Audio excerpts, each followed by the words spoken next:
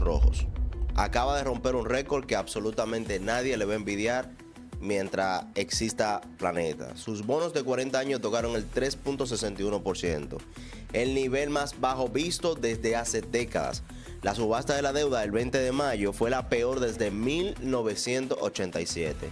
El país más endeudado del planeta, con un 240% de deuda sobre el PIB, ve cómo los inversores le dan la espalda y cuando Japón estornuda, el mundo entero puede resfriarse. ¿Estamos ante el preludio de una crisis de deuda global? Quédate y te lo cuento.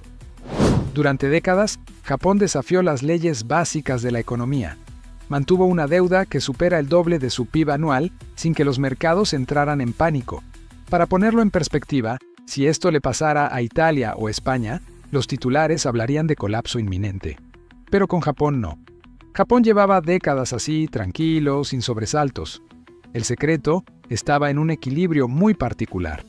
Primero, la mayor parte de su deuda la compraban los propios japoneses. Bancos, aseguradoras, fondos de pensiones. Deuda que no cruzaba fronteras, que no huía ante las turbulencias. Segundo, Japón convivía con inflación prácticamente inexistente.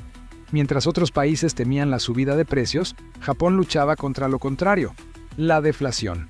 En ese contexto, mantener tipos de interés ultra bajos no era una extravagancia, era una necesidad. El Banco de Japón fue mucho más allá que ningún otro banco central. No solo bajó los tipos a cero, sino que empezó a comprar bonos de forma masiva. Es decir, el propio Banco Central prestaba dinero al gobierno japonés. Gracias a eso, el Estado siempre podía financiarse. El Banco Central siempre estaba ahí para comprar. La deuda era altísima. Sí, de hecho, la más alta del mundo. Pero al gobierno japonés le prestaban dinero a un tipo de interés tan bajo que los intereses que tenía que pagar no eran para tanto. Japón refinanciaba constantemente. Los bonos vencían y se emitían nuevos bonos para pagar los antiguos. Pedía dinero prestado para devolver deudas anteriores. Mientras los tipos fueran bajísimos, el sistema funcionaba.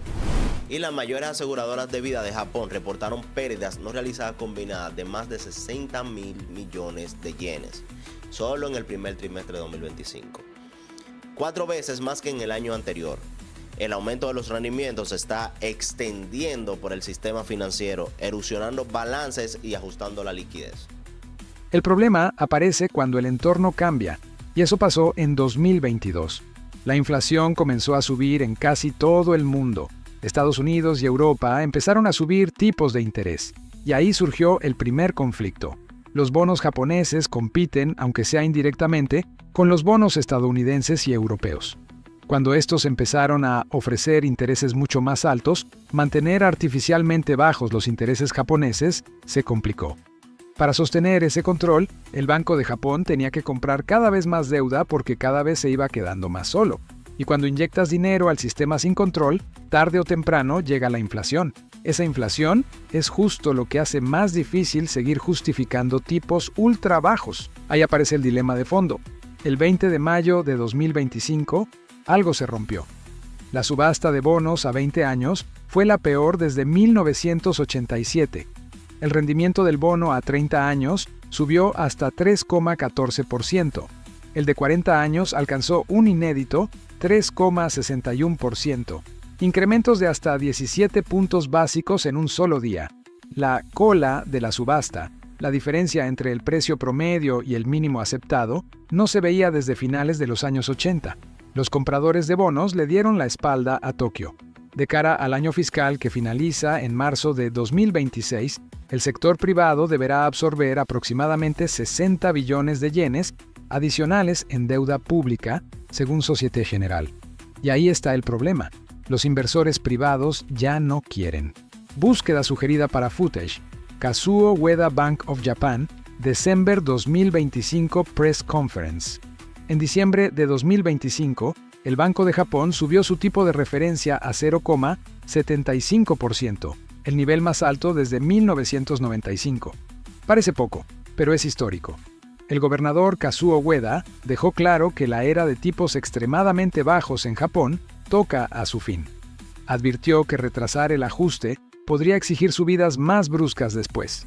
La inflación japonesa alcanzó 3,6% en el índice general, 3,2% en el subyacente.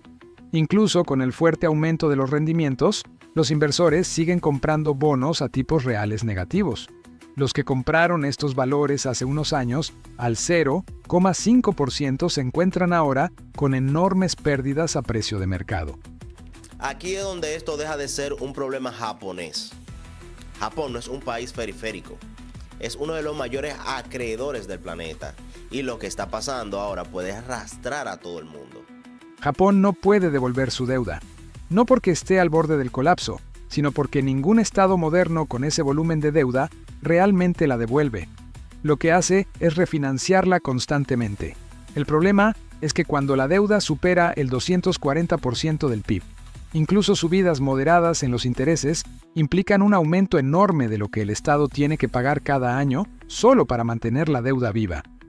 El Ministerio de Finanzas de Japón estima que los costos por intereses aumentarán más del 50% en los próximos años, pasando de aproximadamente 10,5 billones de yenes en el año fiscal 2025 a cifras significativamente mayores si los tipos continúan subiendo.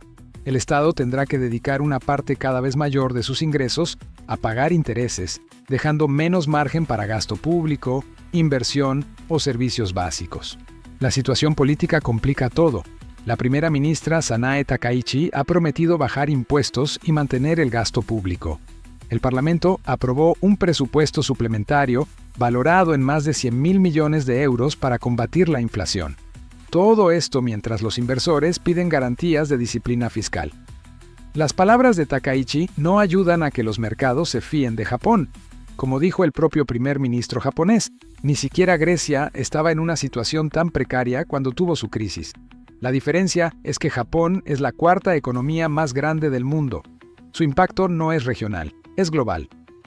Mientras tanto, el rendimiento del bono alemán a 30 años se disparó hasta un 3.51% tras la decisión de Japón en diciembre, su nivel más alto desde julio del 2011. Un movimiento así en la mayor economía de Europa es la señal de alerta. Japón es el mayor acreedor neto del mundo, con una posición de inversión internacional neta de 3,66 billones de dólares a septiembre de 2025. Durante años, los tipos mínimos en Japón incentivaron las salidas de capital. Bancos, aseguradoras y fondos de pensiones japoneses inyectaron billones en mercados de deuda extranjeros, especialmente en bonos del Tesoro estadounidense y deuda soberana europea. Hasta ahora, los bonos japoneses no daban rentabilidad, así que muchos inversores japoneses preferían prestar dinero a otros países que les daban mayor rentabilidad. Este flujo constante de capital ha sido una pieza clave para que otros países pudieran obtener financiación en los mercados internacionales. Pero ahora el incentivo cambió. Si los bonos japoneses empiezan a ofrecer intereses más altos, los inversores japoneses tienen un motivo claro para repatriar dinero. No por pánico, sino por simple lógica financiera.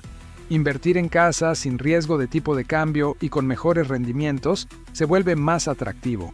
La brecha entre los bonos del Tesoro estadounidense a 10 años y los japoneses se redujo hasta 2,12 puntos porcentuales, su nivel más bajo desde marzo de 2022.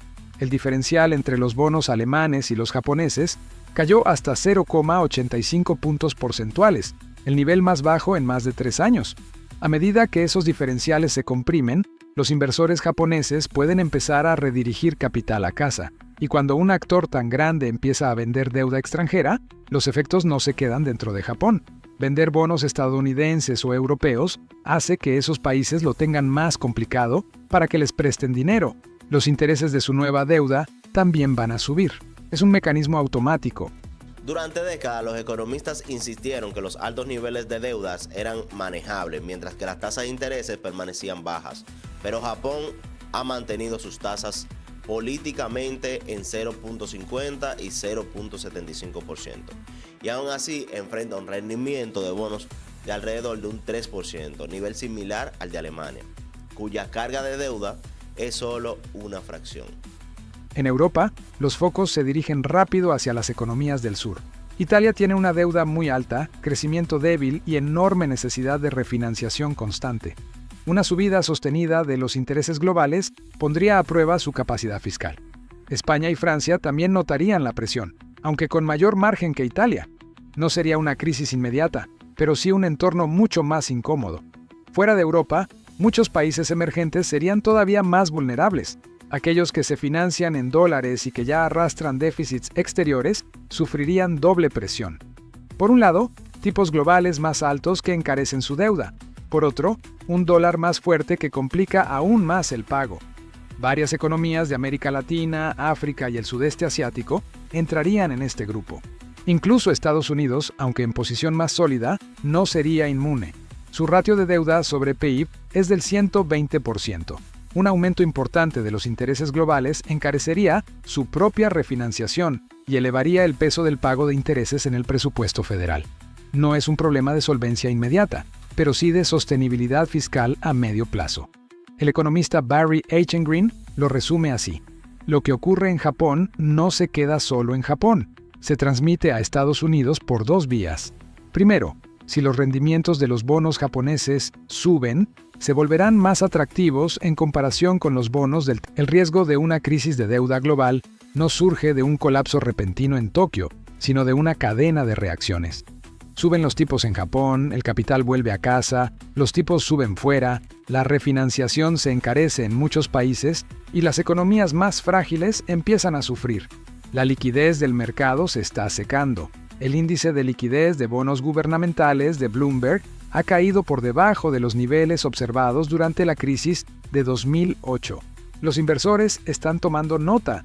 El oro y Bitcoin están subiendo, no solo por especulación, sino por temor a que las reglas del antiguo sistema monetario podrían estar deshilachándose. A todo esto, la cancelación del carry trade, operaciones donde se pedía prestado en yenes a intereses casi ceros para invertir en otros lugares, provocada por la subida de tipos en Japón, ha creado un ciclo que se perpetúa. El aumento del rendimiento de bonos japoneses disminuye la motivación de los inversores japoneses para mantener activos en Estados Unidos. Esto a su vez puede llevar a que los rendimientos de los bonos del Tesoro estadounidense también aumenten, agravando las presiones fiscales. Dígase que Estados Unidos va a poner más aranceles para poder compensar esa pérdida. Albert Edwards, estratega de Société Générale, lleva tiempo haciendo sonar las campanas de peligro. Conocido por anticiparse a las grandes crisis, Edwards resalta constantemente la importancia de fijarse en Japón como preludio de lo que le va a pasar al resto del mundo. Japón fue el primero en pinchar una gran burbuja financiera a finales de los 80. Experimentó deflación y crecimiento anémico antes que nadie. Fue prácticamente el pionero en políticas monetarias ultra flexibles. Y ahora podría ser el primero en mostrar qué pasa cuando esas políticas tocan a su fin. La historia de Japón desafía una creencia arraigada. Durante años se asumió que un país podía endeudarse masivamente si tenía un banco central dispuesto a respaldarlo y una base de inversores fieles. Japón parecía demostrarlo. El problema es que esa tranquilidad no era magia ni una ley económica nueva. Era un equilibrio delicado basado en tipos ultra bajos, inflación inexistente y un mercado de bonos controlado de forma muy estrecha. Cuando ese equilibrio se rompe, las consecuencias son profundas. Japón refinancia aproximadamente el 30% de su PIB en bonos cada año, cifra significativamente mayor que el 20% observado en Estados Unidos e Italia. Con una duración media de 8 años, cualquier cambio en los tipos afecta masivamente los costos de refinanciación. Una crisis generalizada de bonos y divisas japonesas tendría importantes repercusiones en los mercados globales de capital. Siendo el segundo mercado de bonos gubernamentales más grande del mundo, una crisis en Japón desestabilizaría carteras de todo el mundo y podría desencadenar una huida hacia la seguridad que desestabilizaría otras economías importantes. Durante décadas, el mundo puso a Japón como un laboratorio mundial de la deuda ilimitada. Demostró que un país podía endeudarse masivamente si mantenía los tipos ultra bajos y el control del Banco Central sobre mercados de los bonos. Pero este experimento está tocando fondo, está llegando a su fin. Los rendimientos suben, las pérdidas aumentan y el balance del Banco Central se dobla bajo su peso tras décadas de dinero fácil. El problema que hoy parece localizado puede propagarse, no por un colapso repentino, sino por una cadena de reacciones que puede encarecer la refinanciación de todo el mundo. La era de políticas monetarias extremadamente flexibles está llegando a su fin. El mundo debe prepararse para lo peor, una nueva realidad, en la cual la sostenibilidad fiscal no es solo la relajación monetaria, será el factor determinante para la estabilidad de los mercados mundiales. Pero aquí llegan las preguntas. ¿Estallará la crisis de deudas con Japón como epicentro? ¿O lograrán contener esto antes de que se propague? ¿Qué significa esto para los países como el tuyo? Déjame tu análisis en los comentarios. Si te está gustando este tipo de videos, me ayuda bastante que te suscribas y me regales un like. Esto es Brain Politics y yo soy Cristian.